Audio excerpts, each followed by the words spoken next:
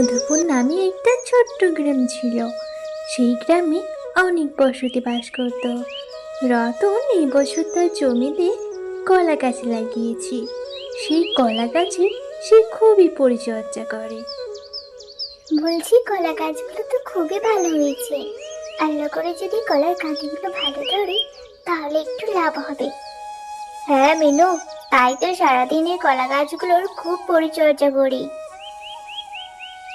রতন, বলি ও রতন, বাড়িতে আসো নাকি?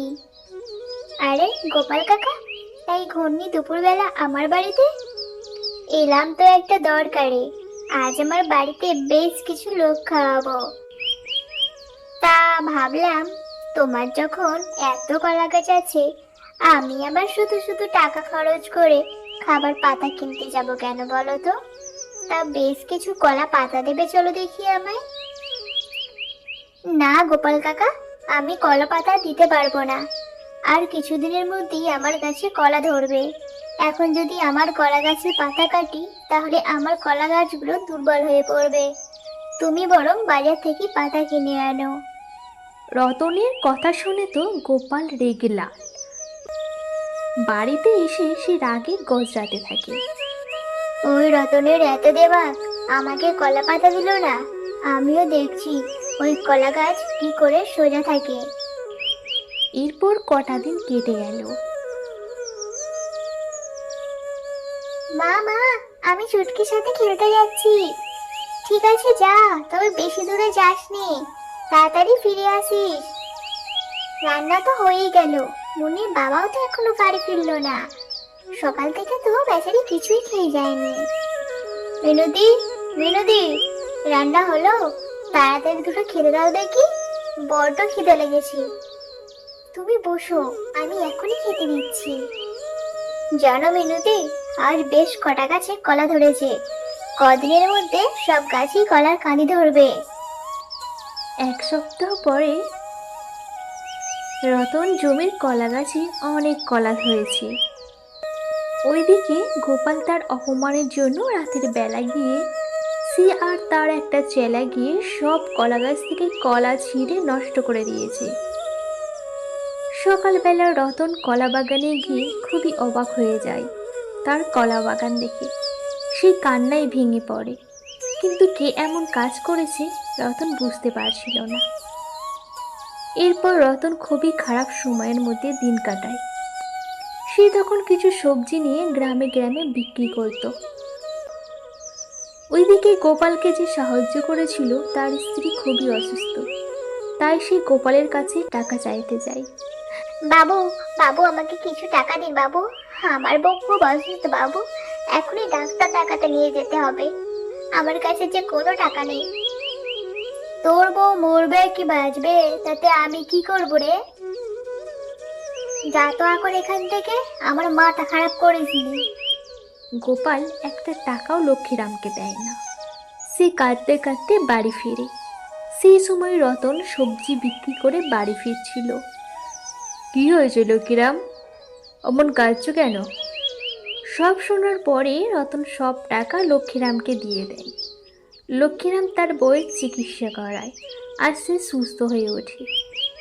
এরপর লক্ষ্মীরাম খুবই অনুশোচনা করতে থাকে তার পাপের কারণে। সে ঠিক করে সব কথা রতনকে বলে দেবে। তাই সে রতনের বাড়িতে যায় আর রতনকে গোপালের সব কথা বলে এবং তার কথাও বলে। সব শুনে রতন বলে, তোমাকে আমি ক্ষমা করে দিয়েছি। তুমি তোমার ভুল বুঝতে পেরেছো লক্ষ্মীরাম, কিন্তু ওই গোপালকে আমি ছাড়বো না। সে আমার অনেক ক্ষতি করেছে। এরপর গ্রামের পঞ্চায়েত বসায় রতন আর গোপালের বিচার হয়। বিচারের রায় অনুযায়ী গোপালের কলা বাগানে যতটা ফসল নষ্ট হয়েছে তার দ্বিগুণ পরিমাণ টাকা তাকে জরিমানা দিতে হবে রতনকে। কুসুমপুর গ্রামে একটি অতি দরিদ্র পরিবার বাস করত। তার নাম ছিল মহেশ। মহেশ সংসারে ছিল তার একমাত্র কন্যা রাধিকা আর স্ত্রী মিনু। মহেশ সারাদিন জঙ্গলে ঘুরে ঘুরে কাঠ কাটতো। তারপর সেই কাঠ নিয়ে বাজারে বিক্রি করার জন্য যেত। কাঠ বিক্রি করার পরে বাজার করে বাড়ি ফিরতো। এভাবেই তাদের সংসার চলতো। মহেশের কন্যা রাধিকা ছিল ভীষণ কালো, তাই তাদের গ্রামের মানুষেরা তাকে অনেক কথা শোনাতো। এই মালতী, আমার সাথে একটু বাজারে যাবি রে? না রে রাধিকা, তোর সাথে কোথাও গেলে আমার মা আমাকে ভীষণ বকবে। আসলে তোর গায়ের রং তো ভীষণ কালো, তাই তোর সাথে কেউ আমাকে দেখলে আমাকে তাদের আর ভালো লাগবে না। মালতীর এমন কথা শুনে রাধিকার অনেক মন খারাপ হয়, আর সে কান্না করতে করতে ঘরে চলে আসে। মা মা, আমি কালো বলে সবাই আমার সাথে খারাপ ব্যবহার করে। মন খারাপ করিস না রাধিকা, সবাই তো আল্লাহ তাআলা তৈরি। এরপর একদিন রতন গাছ কাটতে কাটতে অসুস্থ হয়ে যায়। রতনকে ডাক্তারখানায় নিয়ে যাওয়া হয়। মহেশকে কিছু দিনের জন্য বিশ্রামে থাকতে হবে, কোনো কাজ করা যাবে না, তাহলে অনেক বড় বিপদ হতে পারে। ওরা মহেশকে নিয়ে বাড়ি ফিরে আসে। মা, এখন কি হবে? আমাদের সংসারটা কি করে চলবে? আমি বরং কালকে নেপাল কাকার কাছ থেকে কিছু সবজি নিয়ে বাজারে বসবো, তা থেকে নিশ্চয়ই কোনো রোজগার হবে। এরপর রাধিকা সবজি নিয়ে বাজারে যায়, কিন্তু রাধিকার রং কালো হওয়ায় তার কাছে কেউ সবজি নিচ্ছিল না। সারাটা দিন কেটে গেল, মাত্র হাতে গোনা কটাই সবজি বিক্রি হয়েছে। রাধিকা তখন মন খারাপ করে নদীর ধারে যায় আর বসে কান্না করতে থাকে। তখনই একটা জলপরি উঠে আসে। কি গো মেয়ে, তুমি কাঁদছো কেন? কি হয়েছে তোমার? তুমি কে? আর এই জলের মধ্যে কি করছো? আমি জল পড়ি, আর আমি এই জলেই থাকি, কিন্তু তোমার কি হয়েছে বলো আমাকে। রাধিকা তখন সব কথা জলপরীকে বলে। ও, এই ব্যাপার, ঠিক আছে, আমি তোমাকে একটা জাদুর আয়না দিচ্ছি। সেই আয়নায় পূর্ণিমা রাতে তুমি একা বসে মুখ দেখবে, তখন দেখবে তুমি সাথে সাথে অনেক সুন্দরী হয়ে উঠেছো, আর তোমার বাবাও সুস্থ হয়ে উঠেছে। রাধিকা তখন সেই আয়না নিয়ে বাড়ি যায়। তারপর পূর্ণিমার রাত আসে। রাধিকা একা বসে আয়নায় মুখ দেখে, আর সাথে সাথে সে একটা সুন্দরী কন্যা হয়ে ওঠে। সকাল হয়, সারা গ্রামে এই কথা ছড়িয়ে পড়ে। সবাই রাধিকাকে দেখতে আসে, সবাই রাধিকার সাথে বন্ধু পাতাতে আসে। রাধিকা গ্রামের সব থেকে সুন্দরী কন্যা হয়ে ওঠে। এরই মধ্যে গ্রামের জমিদারের কানে এ কথা ওঠে। জমিদার রাধিকাকে ডেকে পাঠায়, আর রাধিকাকে দেখে জমিদারেরও ভীষণ ভালো লাগে। সে রাধিকাকে বিয়ের প্রস্তাব দেয় এবং রাধিকার সাথে জমিদারের বিয়ে হয়, এবং রাধিকা সুখে শান্তিতে জমিদার বাড়িতেই বসবাস করতে থাকে।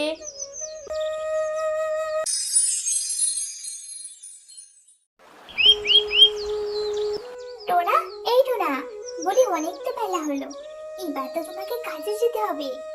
হ্যাঁ টুনি, তুমি কি আমার খাবারটা রেডি করেছো? আমি সব রেডি করে রেখেছি, তুমি এসে খেয়ে নাও। টোনা খাবার খায়। এরপর সে তার নাঙল নিয়ে মাঠে চলে যায়। টোনা মাঠে কাজ করে তার সংসার চালাতো। টোনাদের কোনো সন্তান ছিল না, তাই পাড়া প্রতিবেশী টোনাদের অনেক কথাই শোনাতো, কিন্তু টোনারা কারো কথায় কোনো কান দিত না। টুনি, ও টুনি, বলে কি কালকে আমার মেয়ের জন্মদিন, তা তোমার আর টোনার নিমন্ত্রণ থাকলো, সন্ধ্যাবেলা যেও কিন্তু আমাদের বাড়িতে। আচ্ছা টিয়ে বোন, যাবো আমরা।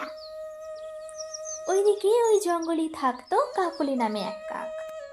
সে ছিল বড্ড পাজি। টুনিকে সে একদমই পছন্দ করত না। পরের দিন সন্ধ্যাবেলা টিয়ার বাড়িতে সব পাখিরা যায়। টোনা আর টুনিও যায়। টুনিকে দেখে কাকলি হঠাৎ বলে ওঠে, কি গো টিয়াদি, এই টুনিকে তুমি নিমন্ত্রণ করেছো? ও তো এমনি নিঃসন্তান, তোমার একমাত্র মেয়ের জন্মদিন, দেখো কোনো যেন অমঙ্গল হয় না। কাকলি, তুমি মুখ সামলে কথা বলো, তুমি কিন্তু টুনিকে অপমান করছো। কিন্তু অপমান করার কি আছে ঘটনাবা, যা সত্যি তাই তো বললাম। এমন কথা শুনে টুনি কাঁদতে কাঁদতে বাসায় ফিরে আসে। টুনি, তুমি মন খারাপ করো না, আমি তোমাকে নিয়ে কালকে ওই নীলাবতী নদীর তীরে ঘুরতে যাব, দেখবে তোমার অনেক ভালো লাগবে। পরের দিন টোনা টুনিকে নীলাবতী নদীর ধারে নিয়ে যায়, কারণ এই নদীর ধার টুনির ভীষণ পছন্দের জায়গা। টুনির মন খারাপ হলে টোনা টুনিকে এখানে নিয়ে আসে। তারা বসে গল্প করতে থাকে। হঠাৎ টুনি দেখতে পায় কিছু একটা নদীর মাছ থেকে ভেসে আসছে। টোনা, ওই দেখো, কি যেন একটা ভেসে আসছে। টোনা তখন উড়তে উড়তে নদীর মাছ থেকে বড় মাটির হাঁড়িটা নদীর তীরে নিয়ে আসে। ও মা, টোনা, এই তো দেখছি মানুষের বাচ্চা গো। হ্যাঁ টুনি, কিন্তু এই নদীর মাঝে কি করে এলো? টোনা, এই বাচ্চাটি আল্লাহতাআলা পাঠিয়েছে আমাদের কাছে। এই সন্তান আজ থেকে আমাদের সন্তান। এখানে তো ওর মা বাবা আমি কাউকে দেখতে পাচ্ছি না। আমরা এই বাচ্চা থেকে কোথায় রেখে যাব? কিন্তু টুনি, আমরা পাখি, এই মানুষের বাচ্চাকে আমাদের পাখি সমাজকে মেনে নেবে? যদি প্রয়োজন হয় তাহলে আমরা এই জঙ্গল ছেড়ে দেব। এই বলে তারা বাচ্চাটাকে বাসায় নিয়ে আসে আর একটু একটু করে বড় করতে থাকে। কিছুদিনের মধ্যেই এই কথা পুরো জঙ্গলে ছড়িয়ে পড়ে। কাকলি সবার কাছে গিয়ে টোনা টুনির নামে কটু কথা বলে মন ভাঙাতে লাগে। একদিন সব পাখিরা টুনিদের বাসায় আসে। শোনো টোনা, আমাদের পাখি সমাজ এটা কিছুতেই মেনে নেবে না। তোমরা যদি এই বাচ্চাকে চাও তাহলে আমাদের জঙ্গল ছাড়তে হবে। ঠিক আছে উলু প্যাঁচা দাদা, আমরা রাজি। এই জঙ্গল ছেড়ে চলে যাব। একটা ছোট্ট নিষ্পাপ বাচ্চার জন্য তোমরা আমাদের জঙ্গল ছাড়া করছো। ভেবে দেখো তো, তোমাদের কোনো সন্তান যদি হারিয়ে যেত আর অন্য পাখিরা তাকে আশ্রয় না দিত, তাহলে তোমাদের কতটা কষ্ট হতো। সে পাখি হোক বা মানুষ, সন্তান তো সন্তানই হয়। টুনির এসব কথায় সব পাখিরা তাদের ভুল বুঝতে পারে। হ্যাঁ টুনি বোন, আমরা আমাদের ভুল বুঝতে পেরেছি। তোমরা কোথাও যাবে না, তোমরা এই বাচ্চাকে নিয়ে এই জঙ্গলেই থাকবে।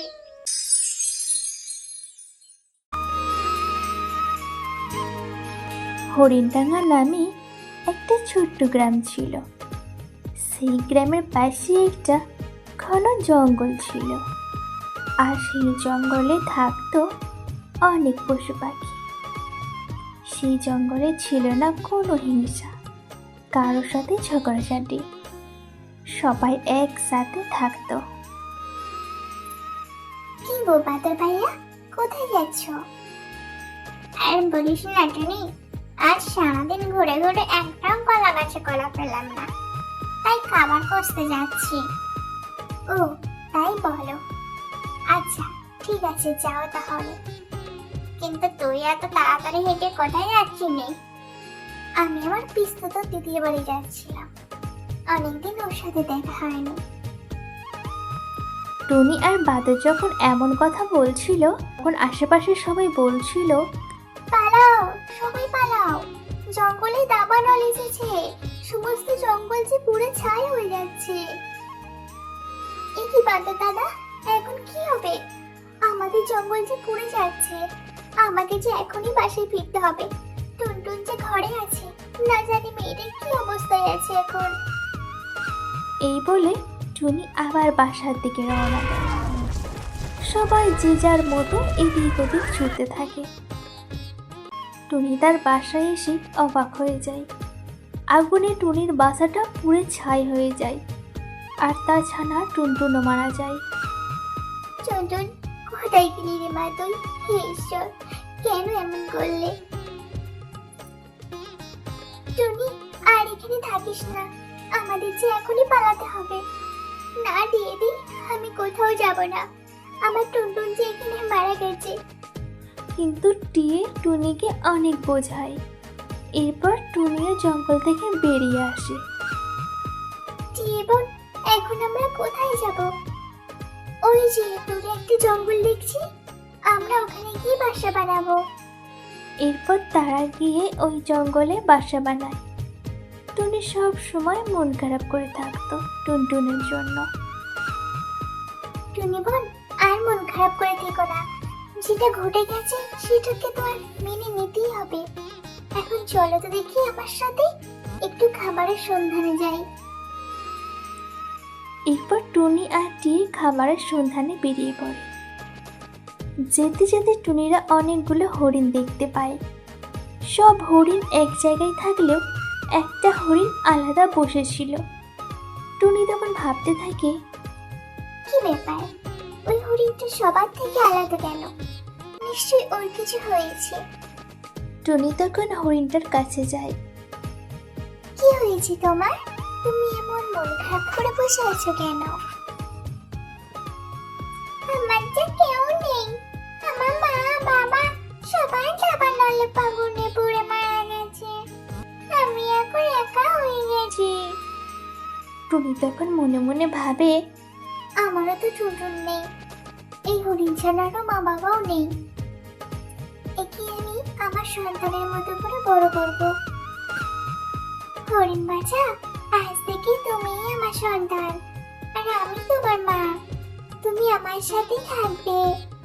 আমি তোমাকে আমার সন্তানের মতোই ভালোবাসবো। কিন্তু টুনিমা, তুমি তো থাকো গাছের উপরে আর আমি তো থাকি গাছের নিচে। তোকে এই নিয়ে একদম ভাবতে হবে না। আমি গাছের নিচেই বাসা বানাবো আর আমরা একসাথে থাকবো। এরপর টুনি একটা বড় গাছ খোঁজে আর সেই গাছের নিচে একটা ভালো বাড়ি বানায়। এরপর টুনি আর হরিণ সেখানে বাস করতে থাকে আর টিয়ে থাকতো গাছের ডালে। এরপর টুনি সব কষ্ট ভুলে ওই হরিণ ছানাকে নিজের মতো করে বড় করতে থাকে।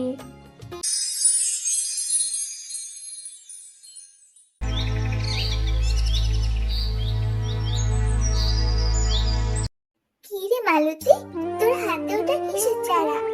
আর তুই এটা নিয়ে কোথায় যাচ্ছিস? আসলে রাধিকা, এটা বেগুনের চারা। আমাদের বাড়ির আশেপাশে অনেক আগাছা হয়েছিল, তাই আমার মা সব পরিষ্কার করেছে। এই বেগুনের চারাটা পড়েছিল তো, তাই এটাকে আমি ফেলে দিতে যাচ্ছি। তুই তো এই বেগুনের চারাটা ফেলে দিবি। আমাদের বাড়িতে কোনো গাছ নেই, এটা আমি আমার বাড়িতে গিয়ে লাগাবো। এরপর মালতীকে রাধিকা বেগুনের চারাটা দিয়ে দেয় আর রাধিকা সেই বেগুনের চারা এনে তার বাড়ির এক পাশে লাগায়। রাধিকা, এই রাধিকা, বলি অনেক তো বেলা হলো, তুই খাবারটা খেয়ে নে।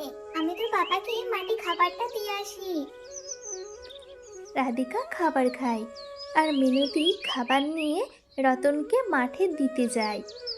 রতন মাঠে কৃষি কাজ করত, অনেক কষ্টেই তাদের দিন চলত।